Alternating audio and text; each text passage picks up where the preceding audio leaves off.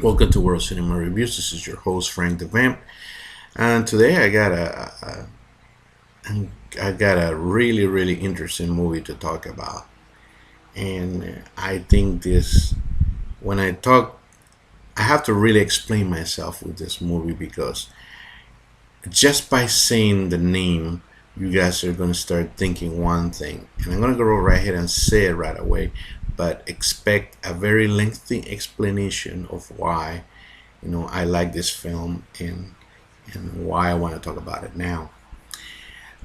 Today we're going to talk about Blacula. Yes, not Dracula, but Blacula. Yes, we're talking about the 1972 Blaxploitation film, directed by William Crane and starring the awesome William Marshall. Um, I know that right off the bat when you hear the name of it, you're probably snickered, you probably laugh, and you're probably gonna think that I'm gonna talk about a terrible, bad B movie that has no watching value whatsoever unless you want to watch it at midnight. And let me tell you that you couldn't be more wrong about that, in my opinion. You know, let me tell you why this is actually a good vampire movie. Um, and has a lot of meaning. And I'm going to tell you why I like it.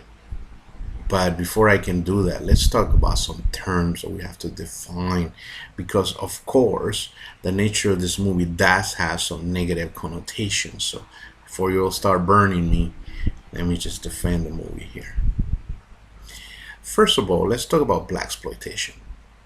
In the early 70s, maybe even late 60s, there was something called sexploitation films, which basically were really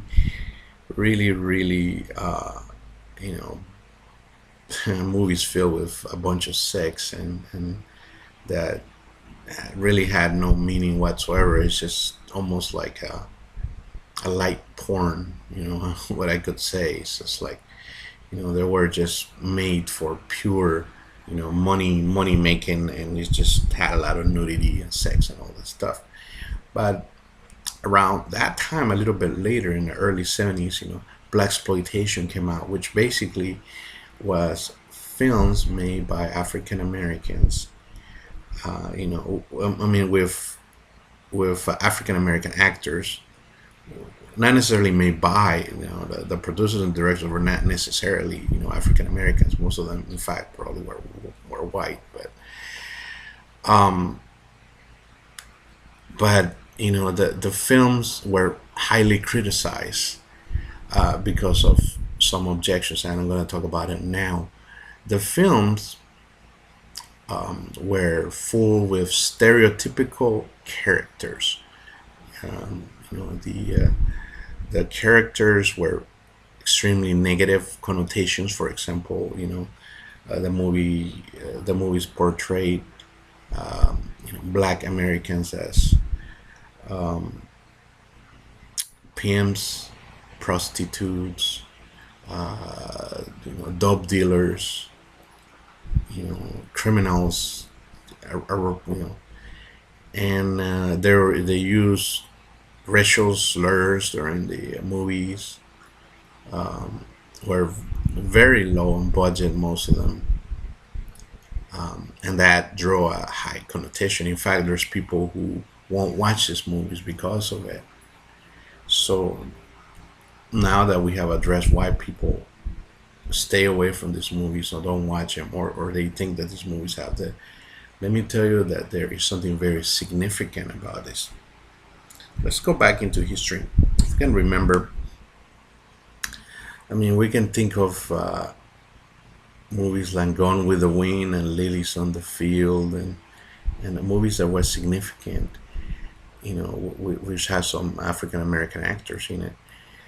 But on the most part, at this point in the early 70s, most African Americans on film were um, portrayed as, servants, slaves, um, I mean, criminals, in very small parts.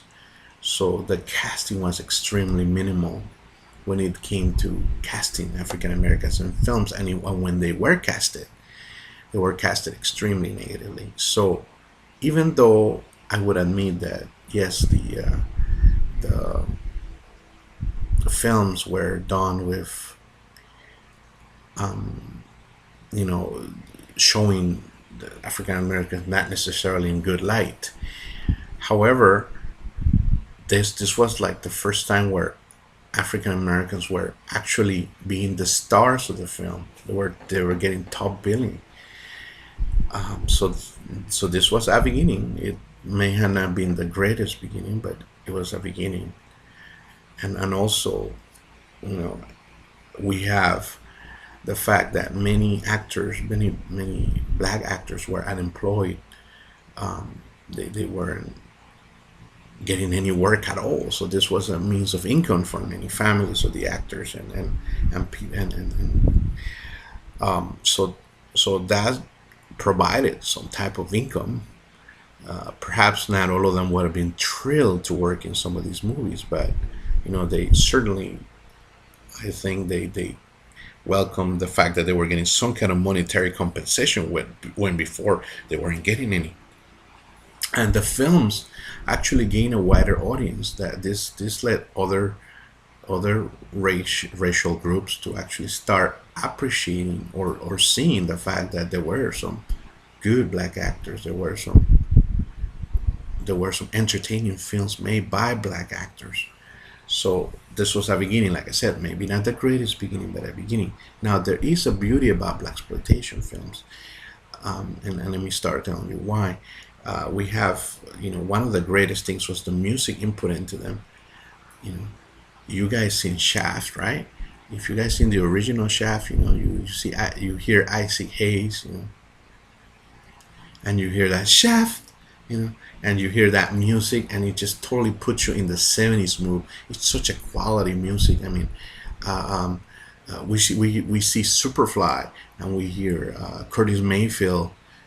I'm your pusher. Type of the songs were just fantastic, and we can go on and on with these films. There were a lot of African American music there, a lot of '70s music, a lot of Motown, a lot of rhythm and blues, a lot of jazz. There was just some cool, really good music, really great soundtracks to some of these films. Maybe the film wasn't even that good, but the soundtrack, and a lot of them were done with overdone violence, and some of them were cheesy, but some of them were really cool. Like, hey, this is our first time we're getting gore. I mean, and guess what? It actually hit in the box office. For what I read on some of these films did pretty good. And coming back to this film, to Blacula, this was an actual success in the box office. So people were ready for this. Like I said, it wasn't may not have been the greatest beginning for African American films, but it was a beginning, and it started. It opened something. It opened a gate of more things to come. you know um, so I, of course, I'm a fan of these films.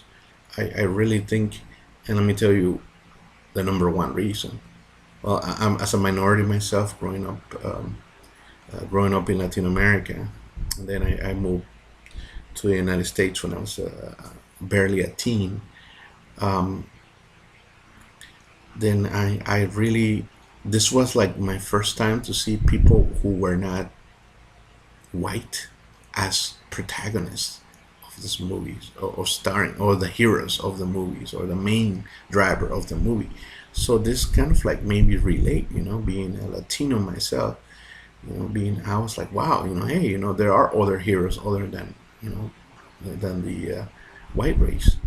And that's, hey, its own film. And I definitely, I remember going to, Latin American movie theaters and just enjoying the films. Of course, I didn't speak English at that time, so I had to read the subtitles, and I probably missed a lot in translation. So when I came back, when I started being here in the U.S., and when I got a lot older and I could start affording to buy these movies, I definitely started to buy blaxploitation films. and it's just some of them are really sweet and some of them are really cool. And as far as horror, there was a branch of Blaxploitation that went into horror, and Blacula started it all. At first, like I said, you would think that this is a movie that just talks about, um, it's just a parody or something like that, but it's not. It's actually it's a film. It's a good film. It doesn't satirize much at all. It's really, I mean, it's really straight film. It's a serious film. It takes itself seriously, and it's actually good. Let me talk about it. Let me talk about the plot first. Um, we got, well, the cast. Well, first of all, I really um, want to say that William Marshall was just unbelievably great, and he really makes the film for me. I mean, there's Vonetta McGee as Luva, but her acting and some of the other people acting are not as strong, but definitely I buy William Marshall. And let me tell you the plot, and then I'll go on about William Marshall because he fascinates me. Um, First of all, we go back to the old Dracula films. We see the gothic things, but no, this is, even though it begins in ancient times, it goes back to, it kind of resembles Dracula AD 1972, which comes back to the present. So it's kind of cool and refreshing. I like that. I like that. And actually, you might think I'm crazy, but I actually like, this film either just as much or maybe a little bit better than that film, because that film has a lot of flaws. Well, not to say that this film doesn't have flaws, and I'm going to talk about that soon, but it works in levels, let me tell you. Well, I have to read this name because I always messed it up, but uh, the film starts with a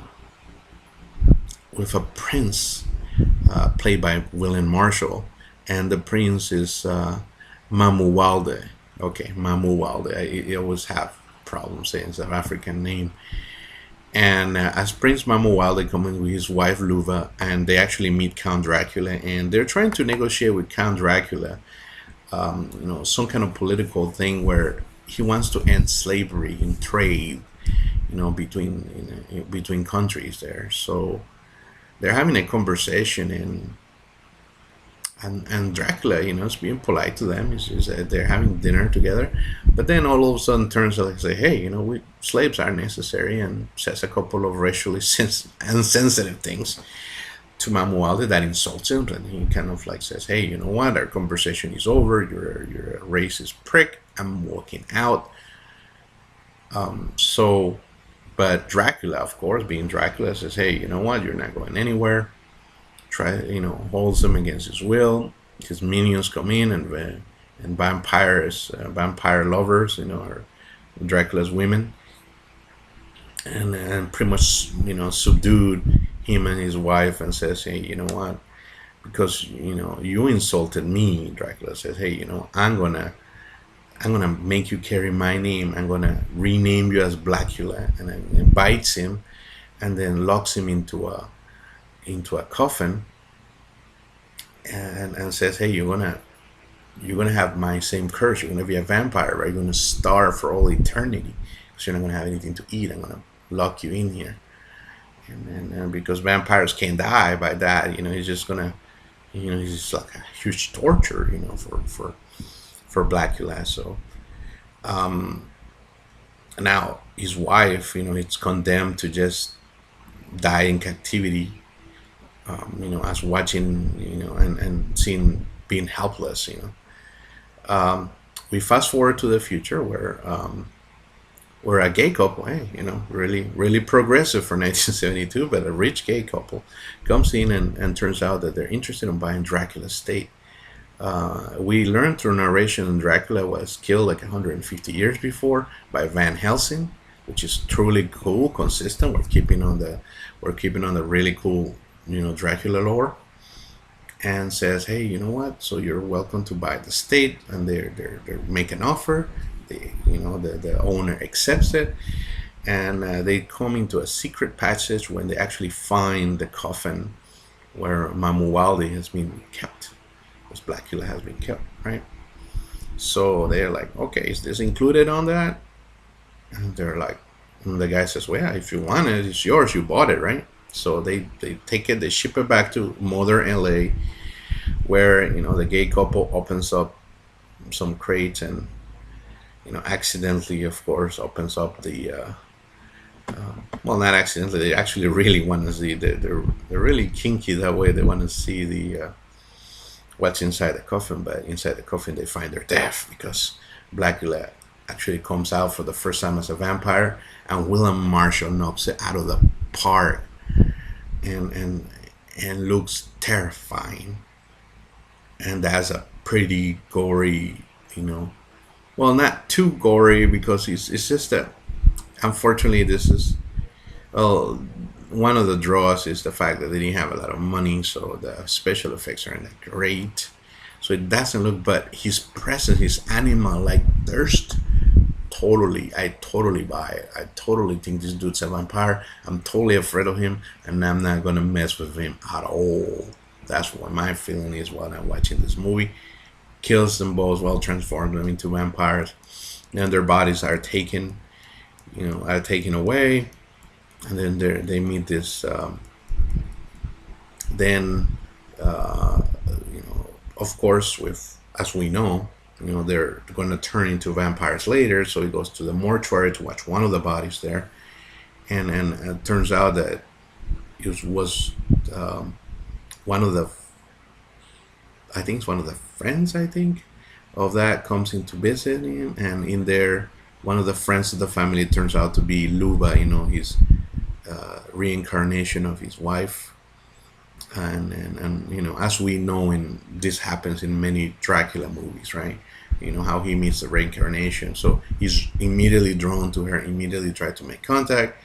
At first he can't do it, she's scared of him, but then later on they meet, and he acts really polite, and tries to lure her that way, and there's a charm to it, which is awesome.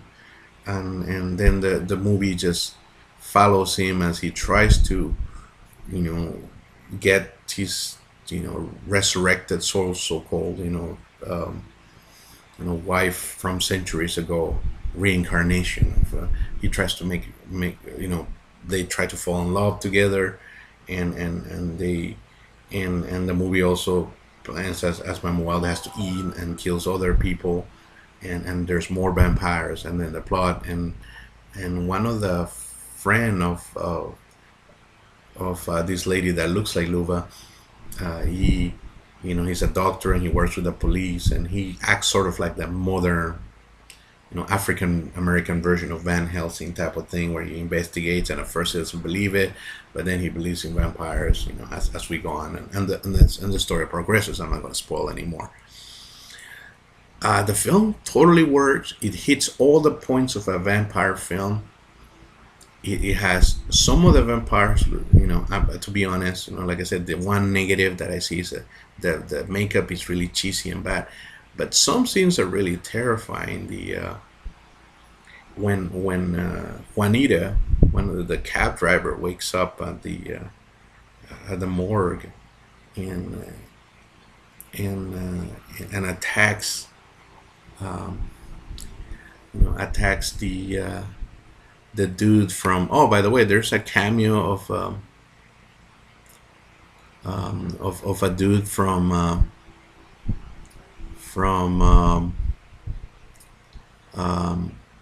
Salem's Lot. There's one of the guys from Salem's Lot in this movie. I can't think of. I'm gonna get this for you, but I'm gonna get the name of this guy. he does. It's just a small role, but it's really cool to know that hey, there's a tie into Salem Slot, one of my favorite horror films of all time. And his name is Elisha Cook Jr. He plays Weasel in Salem's Lot. So, but talking bad about the things that I like is that number one thing that I like about this is that Mamuwalde is Blacula. It's completely believable, completely scary. There's some scenes that are he acts. It's a contrast. He acts so Count Dracula like. He's like, hey, you know what? He does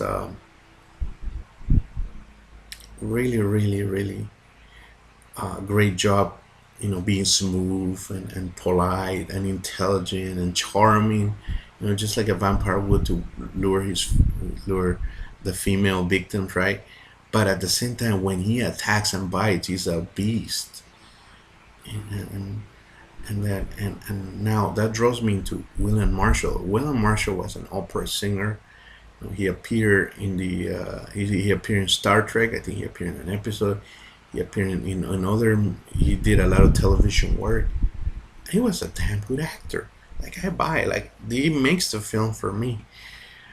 Um, Even though, like I said, some of the negative of this film were going to the bad budget that they couldn't do and there's a couple of scenes that were not greatly directed. Unfortunately, we have when um, when Juanita from that's her second attack, and the way she dies and the way she screams and almost destroys my eardrums are not very good. But besides that scene and some of the makeup, mishaps that were done because of bad budget, low budget, this film totally works. It's scary at times. It's charming at times. It's really cool. I really like the acting by the Van Helsing dude. That it's not Van Helsing. He plays Doctor. Let me see. Dr. Gordon Thomas. His name is Talmus Rasulala. That's the name of the actor. He does a great job. Great job. I mean, everything and the way he chases and and the way they don't like each other and the way they the way he's trying to get.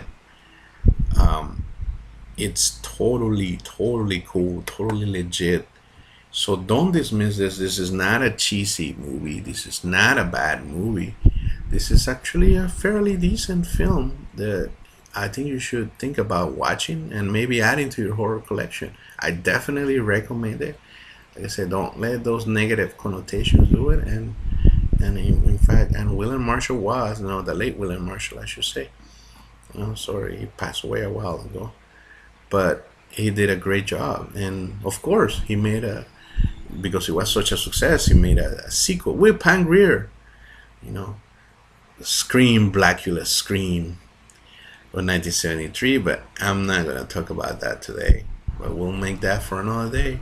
Hopefully, I get a lot of views, and then that will motivate me to talk about that, and maybe talk about another Blaxploitation horror films, maybe like Blankenstein. Um, you know, Maybe we'll see. We'll see about that. So if you like this movie, please let me know. If you didn't like it, please let me know. Please leave comments. Just be polite about it, and I'll be cool. Um, and of course, subscribe. Take it easy. Be awesome. Be well. Be blessed. And beware of Blacula.